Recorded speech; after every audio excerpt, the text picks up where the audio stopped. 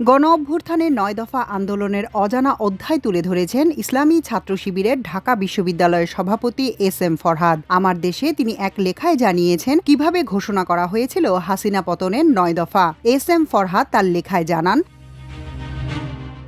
আবু সাইদ সহ সারা বাংলাদেশে অসংখ্য ছাত্র শাহাদাত বরণ করার পর আন্দোলনকে কোটা সংস্কারের মধ্যে সীমাবদ্ধ রাখা কোনোভাবেই যৌক্তিক ও নৈতিক ছিল না। আন্দোলনের পরবর্তী কৌশল কি হতে পারে সেজন্য সাদিক কায়েম সহ আরও অনেকের সঙ্গে আমরা পরামর্শ করি। এরই ধারাবাহিকতায় আমরা ৯টি কৌশলী দাবি প্রস্তুত করি। দাবির ভাষা এমনভাবে ব্যবহার করা হয় যাতে দাবিগুলো সরকারের পক্ষে কোনোভাবেই মানা সম্ভব না হয়, মানলেও সরকারের ফ্যাসিবাদী কাঠামো যেন ভেঙে যায়।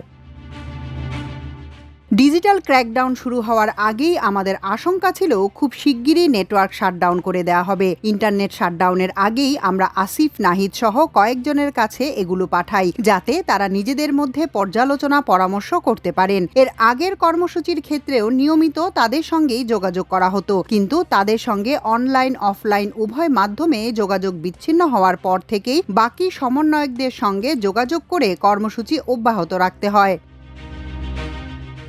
দাবির খসড়া যখন প্রস্তুত করা হয় তখন সর্বপ্রথম উল্লেখ করা হয় শেখ হাসিনাকে বক্তব্য প্রত্যাহার ও ছাত্র হত্যার দায় নিয়ে পদত্যাগ করতে হবে। পরে কয়েকজন সাবেক সভাপতি ও কেন্দ্রীয় তত্ত্বাবধায়কের সঙ্গে আলোচনা করলে তারা পরামর্শ দেন বৈষম্য বিরোধী ছাত্র আন্দোলন থেকে এখনই সরকার পতনের ডাক দিলে তা প্ল্যাটফর্মটিকে বিতর্কিত করবে। এছাড়া প্রেস বিজ্ঞপ্তি প্রেরক সহ সব নেতার উপর অসহনীয় চাপ, জুলুম ও নির্যাতন নেমে আসতে পারে। সমন্বয়ক আব্দুল কাদেরের সঙ্গে মুঠোফোনে আলাপে এ বিষয়ে আলোচনা হয়।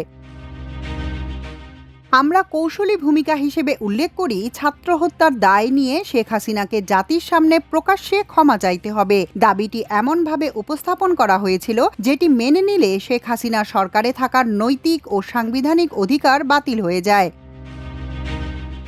ছাত্র রাজনীতির ব্যাপারে আমরা দুটা বিকল্প রাখি, ছাত্রলীগের রাজনীতি নিষিদ্ধ অথবা লেজুর ভিত্তিক ছাত্র রাজনীতি নিষিদ্ধ। পরিস্থিতি বিবেচনায় যেন যে কোনো একটি ঘোষণা দেয়া যায়।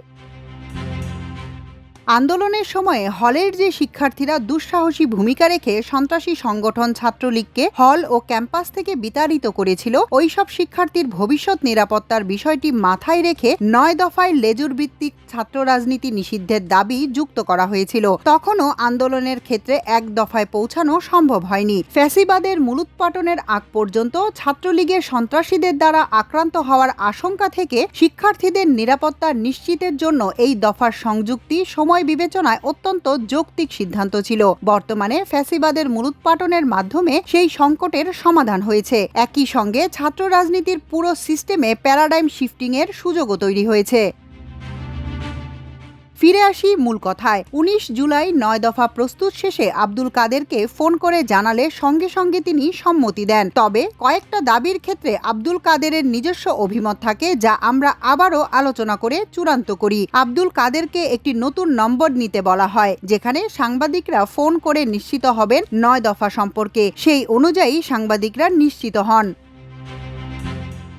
আন্দোলনের প্রথম দিন তথা ৫ জুন প্রথম কর্মসূচির আগেই সাদিক কায়েম ও আমার সঙ্গে নাহিদ ইসলাম ও মাহফুজ আলমের ফোনে কথা হয়। সেই ধারাবাহিকতায় তারা নিয়মিতই বিভিন্ন পরিকল্পনা শেয়ার করেন ও আমরাও স্বতঃস্ফূর্ত সহযোগিতার কথা জানাই। আন্দোলনের শুরু থেকে আমাদের পরিকল্পনা ছিল সংঘর্ষ এড়িয়ে ধীরে ধীরে কঠোর কর্মসূচির দিকে যাওয়া। কর্মসূচির ধরন ও বাস্তবায়নের প্রতিটি বিষয়ে সমন্বয় করা হতো মাহফুজ আলমের সঙ্গে। শুরুর দিকের কর্মসূচিগুলোতে আক্তার হোসেন ও মাহফুজ আলমের সঙ্গে প্রায় পারস্পরিক পরামর্শ ও সহযোগিতা অব্যাহত ছিল।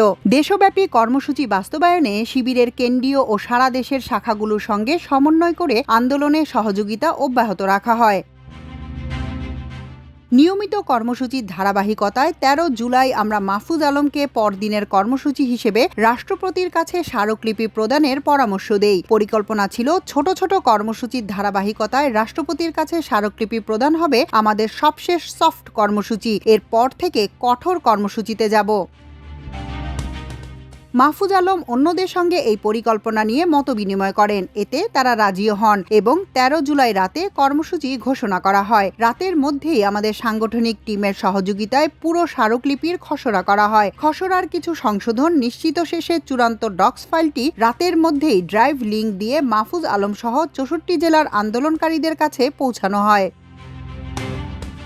পরদিন ৬৪ জেলার ডিসি সহ রাষ্ট্রপতি বরাবর আমাদের প্রস্তুত করা স্মারকলিপিটি প্রদান করা হয়। সেদিন বিকেলে আন্দোলনকারীদের শেখ হাসিনা রাজাকারের নাতিপুতি সম্বোধন করায় সমালোচনা ও প্রতিবাদ শুরু হয়। সন্ধ্যা ৭টায় নাহিদ ইসলাম ফোন করে বললেন কি করা যায়। জবাবে বললাম রাত ১১টায় রাজুতে প্রতিবাদ মিছিলের ঘোষণা দেন, তবে অন্য কোনো মুখপাত্রের মাধ্যমে দেবেন, যাতে সম্ভাব্য ঝুঁকি মোকাবেলা করা যায়। পরিকল্পনা অনুযায়ী প্রতিটি হল থেকেই প্রতিবাদী মিছিল বের হয়। হলে সাধারণ শিক্ষার্থীরা এই কর্মসূচিতে অগ্রণী ভূমিকা রাখেন।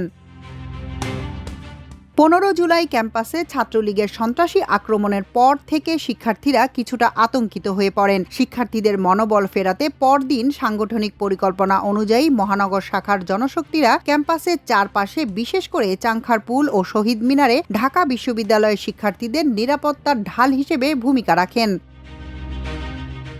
ঢাকা কলেজ শাখা সাহসী ভূমিকা রাখেন সায়েন্স ল্যাবে। এভাবে বহিরাগত সন্ত্রাসীদের আক্রমণ থেকে ঢাকা বিশ্ববিদ্যালয়ের শিক্ষার্থীদের নিরাপত্তা নিশ্চিত ও কর্মসূচি বাস্তবায়ন করার পরিকল্পনা সফল হয়। ১৬ জুলাই দিবাগত রাতে চলে সশস্ত্র ছাত্রলীগের বিরুদ্ধে নিরস্ত্র শিক্ষার্থীদের স্বতঃস্ফূর্ত অভিযান। এর ফলে ১৭ জুলাই সন্ত্রাসমুক্ত ক্যাম্পাস পান ছাত্ররা। ১৬ জুলাই সন্ধ্যায় মাহফুজ আলম ও নাহিদ ইসলামকে আমরা ফোন করে পরদিনের কর্মসূচি হিসেবে কফিন মিছিল ও গায়েবানা জানাজা ঘোষণা দেওয়ার পরামর্শ দেই। তাদের দিক থেকে বাকি সমন্বয়কদের রাজি করিয়ে সেই কর্মসূচির ঘোষণা আসতে প্রায় রাত ১২টা বেজে যায়। কর্মসূচি বাস্তবায়নে ৭ শহীদের প্রতিকায়ন হিসেবে ৭টা কফিনের ব্যবস্থা করার জন্য আমরা শাহবাগ থানা জামায়াতের সহযোগিতা নেই। নানা নাটকীয়তা ও বিচক্ষণতায় আমাদের ছাত্র আন্দোলন বিভাগ ক্যাম্পাসে কফিনগুলো নিয়ে যেতে সক্ষম হয়। মিছিলের শুরু হতেই চলে পুলিশের আক্রমণ। দিন-রাত পেরিয়ে চলছে কমপ্লিট শাটডাউন কর্মসূচি। একদিকে ৯ দফায় আওয়াজ, মিডিয়াতে চলে এক অদৃশ্য যুদ্ধ। এই যুদ্ধে অসামান্য অবদান রাখেন ক্রেডিটবাজির ঊর্ধ্বে থাকা দেশপ্রেমিক সাংবাদিক যোদ্ধাদের একটি টিম। গণহত্যা ও গণগ্রেফতারের এক পর্যায়ে দুর্বল হয়ে যাওয়া আন্দোলনকে নতুন উদ্যমে চাঙ্গা করতে সাংগঠনিকভাবে আমরা সফট কর্মসূচিতে যাওয়ার সিদ্ধান্ত নেই। এর সুদূর প্রসারী ফলাফল হিসেবে আন্দোলন পায় নান্দনিক মাত্রা। সব শ্রেণী পেশার মানুষ যুক্ত হয় এতে। সফট কর্মসূচির মধ্যে অন্যতম গুরুত্বপূর্ণ ছিল দেয়াল লিখন, গ্রাফিতি ও অনলাইন ক্যাম্পেইনের মতো কর্মসূচি। রাষ্ট্রীয় শোকের নির্মম নাটককে প্রত্যাখ্যান করে মুখে ও চোখে লাল কাপড় বেঁধে প্রতিবাদ এবং অনলাইন ক্যাম্পেইনের পরামর্শ দিয়েছিলাম সাদিক কায়েমকে। ২৯ জুলাই রাতে তিনি সেটি চূড়ান্ত করে প্রেস রিলিজ আকারে সমন্বয়কদের মাধ্যমে পাঠিয়ে দেন। এই কর্মসূচিতে অভূতপূর্ব অংশগ্রহণ দেখে আমরা অনুপ্রাণিত হয়ে মাঠের কর্মসূচির দিকে যাওয়ার সিদ্ধান্ত নেই। বহুল আলোচিত রিমেম্বারিং আওয়ার হিরোজ ও মার্চ ফর জাস্টিস প্রোগ্রামের নাম নির্ধারণে সহযোগিতা করেন সাংবাদিক তাওসিফ। নামগুলো চূড়ান্ত করে যথারীতি প্রেস রিলিজ আকারে কর্মসূচি ঘোষণা করা হয়। ধীরে ধীরে মার্চ ফর জাস্টিস কিংবা গণমিছিল পেরিয়ে প্রতিবাদের মাত্রা চলে যায় অসহযোগ আন্দোলনে। সেই আহ্বানে দেশীয় প্রতিষ্ঠান ও প্রবাসী রেমিটেন্স যোদ্ধারা স্বতঃস্ফূর্তভাবে অংশগ্রহণ করেন। অন্যদিকে পুলিশ ও ছাত্রলীগের গণহত্যার ভয়ঙ্কর ও বিভৎস দৃশ্য দেখা যায় গোটা বাংলাদেশে। ক্ষণে ক্ষণে পাড়ি দেওয়া উত্তাল এই যাত্রার সর্বশেষ ধাপ চিরচেনা সেই শহীদ মিনার থেকে এক দফার ঘোষণা। এক দফা ঘোষণা শেষে গণভবনমুখী যাত্রার তারিখ ও সুনির্দিষ্ট স্পট নির্ধারণ এবং সরকারকে স্পটের ব্যাপারে কনফিউজড রেখে গণভবন বিজয় পর্যন্ত প্রতিটি ধাপে ছাত্র শিবির ছিল অত্যন্ত গুরুত্বপূর্ণ সহযোগী শক্তি। আমাদের সৌভাগ্য, আমরা জনগণের আকাঙ্ক্ষা পূরণের অংশ হতে পেরেছিলাম এবং আমাদের প্রস্তুত করা ৯ দফা সাদরে গ্রহণ করে জনগণ নিজেদের জীবন উৎসর্গ করতে সে সময় দাঁড়িয়ে যায় বুলেটের সামনে। এর ফলে স্বপ্নের এক দফা সফলতায় রূপ পেয়েছে। ৯ দফা কৃতিত্ব একক কোনো ব্যক্তি বা প্ল্যাটফর্মের নয়। এর কৃতিত্ব সেই শিশুটির যে বারান্দায় খেলতে গিয়ে শহীদ হয়েছে, যারা অকুতোভয় সাহসিকতার সঙ্গে প্রতিটি কর্মসূচি বাস্তবায়নের লড়াই করে গেছে ময়দানে, যাদের জন্য ৯ দফা হয়েছে ফ্যাসিমুক্তির ৯ দফা, রূপান্তরিত হয়েছে কাঙ্ক্ষিত এক দফায়। বাংলাদেশে আর কোনো ফ্যাসিবাদ না আসুক, খালি না হোক আর কোনো মায়ের বুক।